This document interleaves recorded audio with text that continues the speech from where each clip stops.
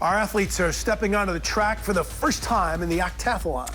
It's an event called the 30-second dash. 55 meters, 30 seconds. Yeah, this is a real test of your internal clock for our competitors. The athlete who crosses the line closest to 30 seconds brings home the big points. Let's head out to the track.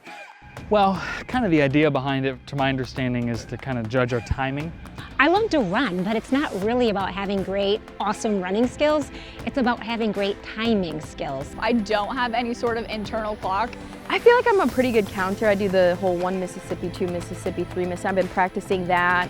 You know, I have a pretty good internal clock from my traffic segments. I'm usually given 30 or 45 seconds. Now, granted, we have a clock to count down for us, but I have a pretty good sense of time. So I'm thinking I'm gonna do all right. Who has a good internal clock? Well, weather, Blake's not gonna do well, I don't think.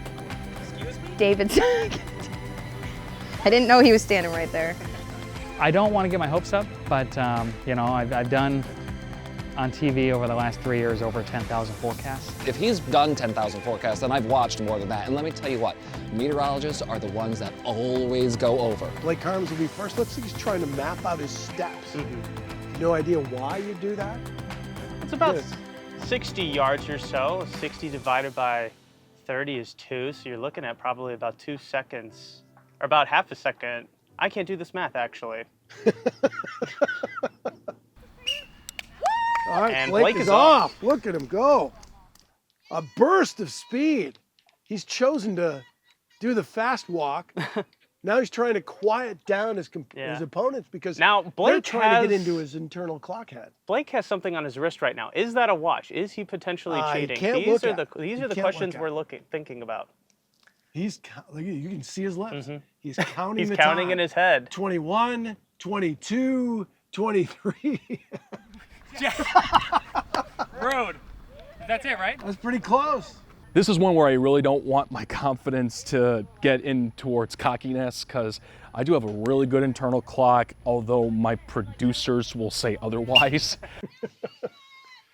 He's off to a slow walk, a little strut. It's a confident strut, though. Yes. I mean, he looks like a guy who, look, he's timing this.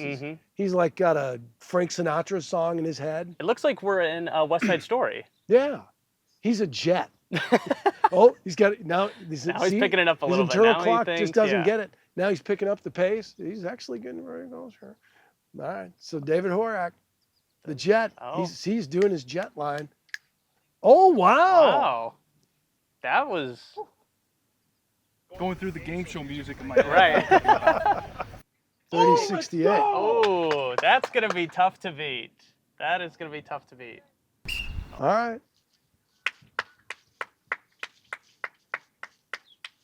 Oh, she's already got the run going. Maybe she's one of those that'll just, like David, he got to the finish line pretty early, and then as soon as he got to his number, he crossed. So here we go, Brittany. Coming the internal clock. Ooh. Oh, she's going to hold waiting. place. Oh. Okay. Terrible mistake there. Mistake! Needed to hold that about 4 seconds long. Moving into the jog now. Here he goes. 9, 14, 6. Oh boy. Not even close. That don't work on me. We've seen a few people start with a walk. And then I think they realize that all of a sudden their internal clock speeds up. Yes. And so does their count, and they've crossed the finish line. Yeah. See, here she goes into the jog. Will she stop before the finish line, though? All right. Holding out. Oh. Ooh. Not even close.